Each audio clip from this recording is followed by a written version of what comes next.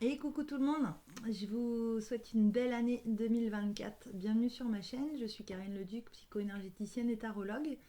Et je viens aujourd'hui vous faire une petite vidéo sur les grandes énergies de cette année 2024 qui a déjà commencé il y a 3 jours au niveau calendaire. Mais dans l'énergie, je sens qu'on n'a pas encore passé le cap d'avoir quitté ce fameux 2023. Cette fameuse année qui a été bien intense, qui a été assez tumultueuse, assez tourbillonnante. Je crois que c'est un constat que les personnes font d'une manière générale. Et je sens encore que voilà que c'est pas trop loin derrière nous. Donc là, cette année, je sens que le maître mot de cette année, ça va être de faire les choses quand c'est le bon moment de les faire. Le pourquoi on les fait et est-ce qu'on est vraiment prêt à les faire. Euh, on a quitté l'énergie du chariot dans le tarot de Marseille, donc qui ressort quand même là dans ce tirage-là, qu'on peut voir ici et qui apparaît à l'envers. Mais néanmoins, il y a encore cet appel d'air, ce mouvement là un peu confus qui part dans tous les sens. Donc je pense que voilà, l'année elle est en train de se mettre en place. C'est une période de structuration, de planification, voire de mise en œuvre du squelette de notre année, mais je sens pas que ce soit vraiment tout à fait le moment de se lancer pleinement dans la bataille, quoi. Si bataille il y a, parce qu'on sait que cette année, on est gouverné par l'énergie de la justice, par l'énergie du 8, et je sens, à contrario de l'année précédente, plutôt une année de pondération, de réflexion, d'alignement, d'intégrité, d'authenticité, et vraiment s'installer pleinement dans qui l'on est, en se défaisant peu à peu que ce soit des croyances limitantes, des vieilles peaux, des vieilles convictions, des vieilles façons de faire. Mais vraiment, cette année, c'est plutôt un appel au calme et au ralentissement, sans pour autant rentrer dans une forme de statisme, hein, je dirais oui, de stagnation, mais vraiment de réflexion sur qu'est-ce que je veux mettre en place, pourquoi je le mets en place, et quelles sont les énergies que je vais ordonner pour pouvoir voir apparaître les projets qui me tiennent à cœur. Alors, je vous fais ce tirage d'ordre général. Je pense que cette année, c'est le grand test des vidéos. On verra bien ce que ça donne. C'est un exercice qui est intense à chaque fois, hein, qu'on ne se le cache pas. Mais bon, il faut savoir se dépasser et sortir un peu de sa zone de confort de temps en temps. En bon verso bélier que je suis, c'est un sacré exercice. Voilà, donc je vous fais une petite lecture de ce tirage qui me semble assez intéressant. Je dirais assez ambivalent sur certains aspects. On sent qu'on va être challengé quand même tout au long de cette année. On sent qu'il va y avoir une forme de challenge qui va se poser pour pouvoir attirer à soi les réalisations qui nous appellent et qui nous tiennent à cœur.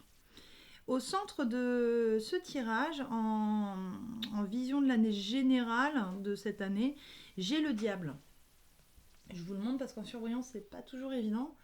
Le diable, pour moi, il vient me parler de pas mal de petites choses. Dans un premier temps, ce qui me vient à l'esprit, c'est j'attire à moi l'énergie pour créer dans la matière. J'attire à moi telle une énergie magnétique. Je crée et je m'installe complètement dans ma corporalité pour pouvoir faire naître les projets qui me tiennent à cœur. C'est ce qui me vient dans un premier temps, dans cette énergie annuelle. Mais, parce qu'il y a toujours un versant un peu plus sombre dans les lectures du tarot et dans n'importe quoi d'ailleurs, le diable, il vient aussi nous parler de où j'en suis par rapport à mes identités passées, mes attachements du passé, mes relations du passé. Tout ce qui me retient en arrière aussi. Où est-ce que j'en suis moi dans mon cheminement personnel par rapport à ça? Et est-ce que je suis prête à quitter tout ça, vraiment à trancher dans le vif? Et sur le diable, on peut voir aussi qu'il tient une épée dans la main. Je ne sais pas si vous parviendrez à le voir. Si, voilà, là ça y est, on y est. Il tient une épée dans la main. Donc moi, ça me rappelle quand même l'énergie de la justice. Ce côté où il va falloir trancher. Trancher pour pouvoir rendre pleinement l'énergie disponible pour nous réaliser cette année. Je pense qu'il y a vraiment un appel d'air de ce côté-là. Quelque chose qui va nous soutenir, une énergie qui va se montrer soutenante tout au long de l'année. Mais dans quelle mesure on va pouvoir quitter c'est cette carcasse d'avant, ces convictions d'avant, ces attachements du passé, que ce soit d'ordre transgénérationnel, matériel, relationnel, voire même professionnel. Je pense que voilà, le thème de cette année, le challenge, je vois ça un peu comme un challenge, le fait de quitter cet ancien système. Ça va venir nous chercher. Si tu veux attirer à toi l'abondance et l'installation, la matérialisation, qui est un peu la vibration du 8 quand même. Alors je suis novice en numérologie, hein, si vous avez des éléments supplémentaires, n'hésitez pas. Mais moi je le vois comme ça, le 8, cette dynamique de donner, recevoir. Qu'est-ce que tu es prêt à donner pour recevoir? Qu'est-ce que tu donnerais de toi pour recevoir? Dans une énergie de continuité. Et avec le diable, moi je vois vraiment cet appel d'air, ouais, c'est vraiment cette force qui va nous mouvoir et nous accompagner pour pouvoir installer la réalité qui nous correspond.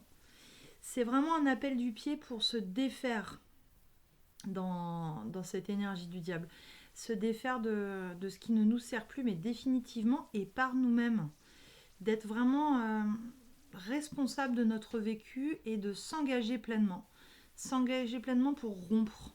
Et du coup, s'engager sur une voie qui me semble être beaucoup plus lumineuse, notamment la voie du cœur, la voie de l'amour, l'énergie la plus forte qu'on puisse trouver. Ce diable, il viendrait parler de ça cette année en challenge dominant. À la fois un challenge et aussi un cadeau. J'aime bien le diable dans le tarot de Marseille. Beaucoup de gens le craignent comme l'énergie de l'arcane sans nom. C'est des cartes qui ont une consonance assez sombre, assez dark. Mais quand même, il y a un versant plutôt positif par rapport à tout ça, quoi. De vraiment se positionner, d'être dans son plein libre arbitre pour agir en toute âme et conscience. Ce serait peut-être ça, le message que le diable viendrait nous poser dans ce tirage-là. Et on peut voir avec ce pendu inversé que c'est vraiment un appui de quitter la notion d'obstacle, de sortir un peu de ses propres carcans. Le pendu en inversé, moi, il vient me dire ça qu'on ne sait pas trop comment se défaire de ses propres blocages, mais néanmoins,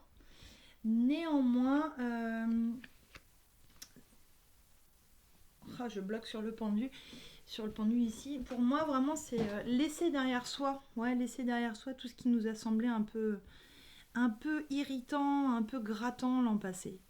Je pense qu'il y a vraiment un switch qui va se passer, je dirais pas tout de suite, mais plutôt dans un mois, aux alentours d'Imbolc, qui se trouve au 2 février, voire même entre le 2 et le 10 février. C'est ça que je capte là dans la lecture du tirage. Pour moi, on est vraiment dans la mise en œuvre de cette nouvelle énergie, de lâcher derrière soi tout ce qui ne nous convient plus. Et de quitter définitivement 2023. Je pense pas que ce soit tout de suite qu'on puisse vraiment s'engager dans 2024.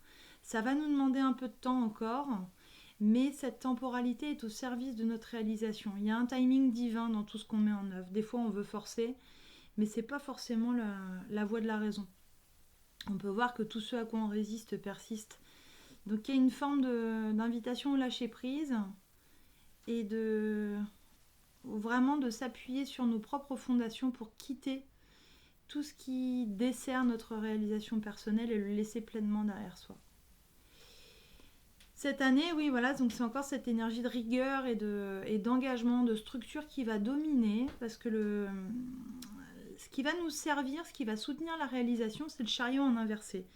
Alors là, vigilance, que je vais redresser aussi, parce que je redresse toujours mes cartes, moi, dans les tirages. J'aime pas trop avoir cette vibration d'à l'envers. Pour moi, ça inquiète à chaque fois les gens.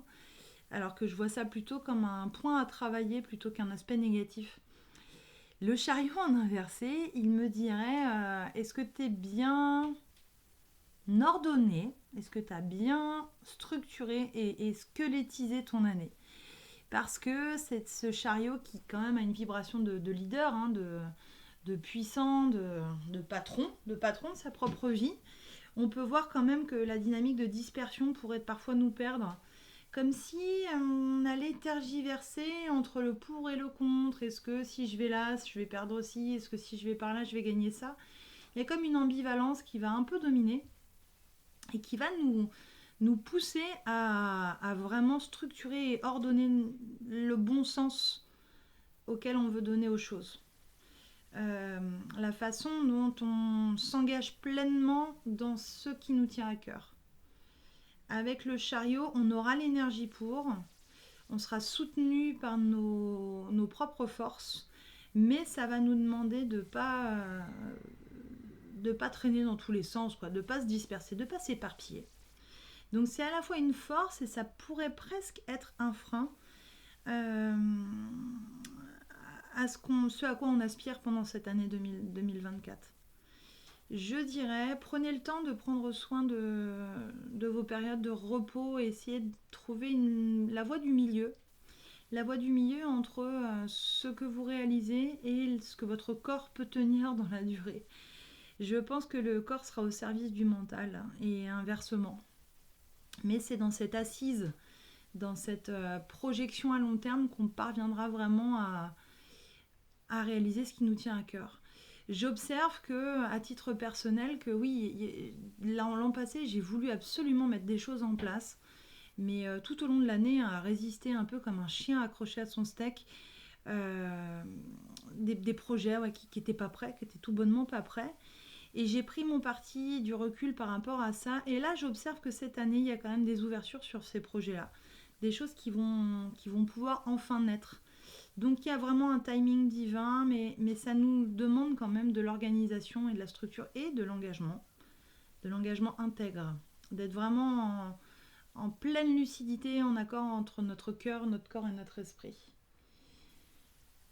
D'être lucide aussi et d'être honnête avec soi pendant cette année, sur nos fonctionnements notamment, et d'arrêter de se voiler la face. C'est ce que j'entends aussi avec le chariot qui se trouvait en inversé, c'est d'arrêter de se voiler la face sur c'est la faute à Pierre-Paul Jacques. On est aussi grandement partie prenante de ce qui s'opère dans notre existence, tout du moins la façon dont on envisage les événements. Avec le chariot, voilà, il va falloir vraiment se rassembler ses idées, se rassembler soi pour se mettre au service de la mission qu'on s'est posée ou alors celle qui nous est destinée, sachant qu'elle est en constante évolution. Ce qui me semble en opportunité, plutôt en obstacle, je dirais. Ouais, plutôt en obstacle. C'est la papesse en inversé. On sera tiraillé entre la pleine expression de soi sur l'extérieur. On risque d'être, pardon, je recommence. On risque d'être tiraillé entre la pleine expression de soi sur l'extérieur, le partage, le fait de se placer dans la communauté. Mais il y aura aussi cet appel de la solitude, de l'individualité qui pourrait se montrer parfois enfermante. Moi, ce que ça me dit, c'est d'opérer ces moments de repli avec pondération, parce qu'on fait partie d'un tout. Mais ces moments-là d'introspection, de travail sur soi, ils pourraient être intéressants pour se mettre au service de la communauté par après. De sortir après, une fois qu'on est prêt à se poser dans le groupe humain, et de tenir son discours sur d'un lieu plus juste, beaucoup plus juste. Je pense que ça va amener des ruptures et vraiment des changements de cap cette année. On pourra plus se suradapter. On pourra plus se suradapter à des constructions qui ne nous correspondent plus. Je pense vraiment que cette année, on s'installe dans sa souveraineté intérieure, dans sa souveraineté qui va s'exprimer après par l'extérieur, mais que si on fait ce petit travail en soi, pour soi, et ben les autres en feront de même à leur rythme, hein, mais on fait partie d'un tout. Donc ce petit fonctionnement-là pourrait avoir un grand fonctionnement par après. On est vraiment dans une période de construction d'une nouvelle humanité, un changement de paradigme. Hein. Ça fait longtemps qu'on en parle sur les réseaux sociaux, que ce soit sur YouTube, où je vois beaucoup de collègues qui ont le même discours. Mais ça suppose une épuration et vraiment une prise de conscience sur notre pouvoir personnel. Et le fait de s'installer pleinement dans qui l'on est, pour qui l'on est, au service de la communauté. Donc avec la papesse en inversé, trouver sa voie du milieu, pareil, entre l'extériorisation et l'introspection, sans pour autant glisser dans une forme de repli et d'enfermement qui, là, par contre, nous retiendrait en arrière. Pareil, là, je vais la redresser. Alors c'est marrant parce qu'il y a quand même des cartes assez duelles, enfin qui appellent à l'équilibre, pas duel, mais qui appellent à l'équilibre dans ce tirage. J'ai après ça la tempérance. La tempérance qui apparaît là aussi en forme de challenge, obstacle à travailler dans le tirage. Donc qui rejoint l'énergie de la papesse. Ça va vraiment être de trouver le sens à donner aux choses. Se laisser aussi guider par une énergie particulière. Alors après, ça dépend des obédiences spirituelles de tout un chacun, mais ça peut être le moi supérieur, le soi conscient. Enfin voilà, c'est chacun voit midi à sa porte de ce côté-là. Mais d'arrêter de déléguer à l'extérieur ce qui se passe à l'intérieur. Et d'opérer cette responsabilisation de notre conscience, de nos actes et de la façon dont on se guide soi-même dans notre chemin de vie. Avec la tempérance, on aurait tendance peut-être à voir tout blanc ou tout noir cette année. Donc elle vient nous rappeler que ben non, c'est un peu de tout. C'est vraiment encore cette énergie de voix du milieu qui domine et qu'il y a un message caché derrière les obstacles qui se présenteront cette année, tout comme il y a des cadeaux cachés qui se montreront sur notre route progressivement. Ça vient, ça vient nous amener à réfléchir sur la notion d'intuition. Est-ce que je suis mon intuition? Est-ce que je suis à l'écoute de mon intuition? Est-ce que je me mets au service des messages que je reçois? Plutôt que d'être vraiment dans ce contrôle, le contrôle, l'hyper-contrôle, comme on a pu l'être en 2023, essayer de tenir les bords du navire pour éviter qu'il sombre. Enfin, c'est le constat que j'ai pu voir auprès de ma clientèle. Non, il faut absolument que je sois dans la maîtrise de tout, parce que sinon, ça va pas du tout, je vais perdre le cap. Là, voilà, la tempérance, c'est justement pour parvenir à la maîtrise, c'est de naviguer entre différentes énergies en trouvant son cap à soi. Donc d'inviter la tranquillité et la sérénité aussi dans notre quotidien, d'opérer des moments de repos, des moments de bienveillance envers soi, pour se mettre en premier lieu au service de soi plutôt qu'au service des autres. Ce qui va nous aider durant cette année 2024, c'est l'empereur. Donc c'est chouette parce que c'est 8 divisé par 2. Donc vraiment, c'est la dynamique d'installation d'un nouveau soi se posera tout au long de l'année. On sera dans une période où on hésitera de moins en moins à mettre les choses en place. On fera, je pense, figure d'autorité pour soi-même et voire même d'intransigeance. Donc il faut faire attention à ça, de ménager la chèvre et le chou encore une fois, et de ne pas tomber dans une forme d'autoritarisme et de rigorisme à l'égard des autres, de plutôt penser à qu'est-ce qui se passe dans notre cœur, quelle est ma vérité au niveau du cœur, qu'est-ce que mon cœur me dit dans ce que je souhaite voir apparaître dans ma vie, plutôt que le mental. Et c'est là où l'empereur dans le tarot de Marseille, moi il me fait penser à Richard Cœur de Lion aussi. Dans le film de Robin des Bois, dans les années 90, il y avait ce film avec Sean Connery. L'empereur, il me ferait penser à Sean Connery dans Robin des Bois. Dans le sens où voilà, c'est un homme de décision, mais qui agit à partir du cœur. Et c'est vrai que je pense que c'est par là que ça va se passer et s'ordonner cette année. Pour vraiment installer cette énergie de bienveillance, d'amour et d'harmonie en soi, pour mieux la mettre en œuvre dans notre entourage et dans toutes nos relations sociales d'ailleurs. Donc l'empereur, ouais, il va nous soutenir pour faire le tri, décider, ordonner, structurer tout au long de cette année. Et je le trouve intéressant placé dans cette posture-là. Il vient nous rappeler que tant aussi bien il faut être une bonne mère pour soi, mais être un bon père pour soi aussi.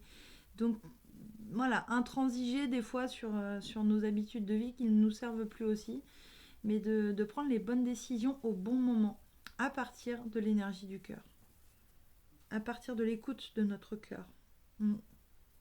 C'est ce que l'empereur pourrait me dire. Et enfin, ce qui va nous permettre d'atteindre nos perspectives, nos buts, nos projets de vie cette année-là, et ben j'ai le monde qui vient supposer quand même la naissance d'un nouveau soi tout au long de cette année, que là pour le moment on est peut-être encore un peu dans l'œuf, on est peut-être encore en train de ragaillardir nos forces et ce qui va servir la naissance de nos projets et comment je me pose dans le monde, comment je porte ma parole, comment je m'incarne, qu'est-ce que je suis prêt à lâcher pour entrer dans ma vérité, dans mon être profond, pour incarner mon être profond. Qu'est-ce que je suis prête à faire pour que ça puisse se matérialiser. Je pense que voilà, ça laisse présager encore un peu de temps, de ne pas s'emballer et de partir tout feu tout flamme, mais vraiment de faire les choses pas à pas, progressivement, en étant en lien aussi avec les autres. En étant en lien aussi avec les autres, mais dans une juste mesure.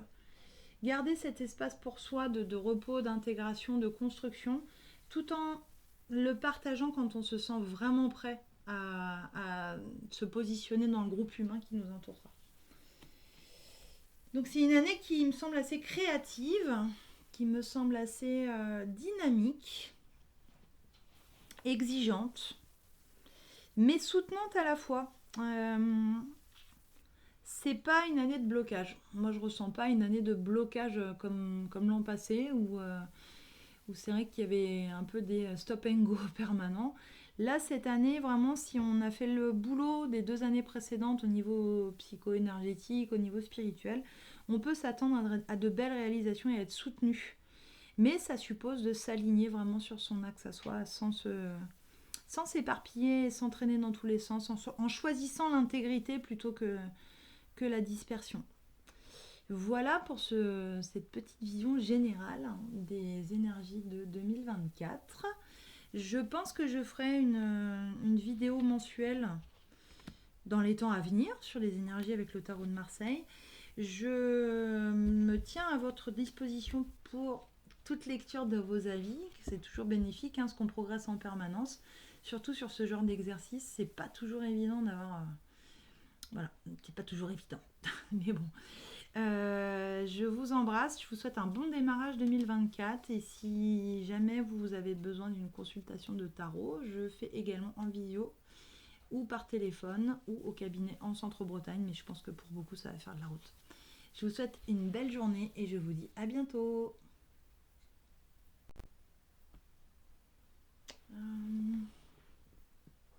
Comment on fait pour arrêter ?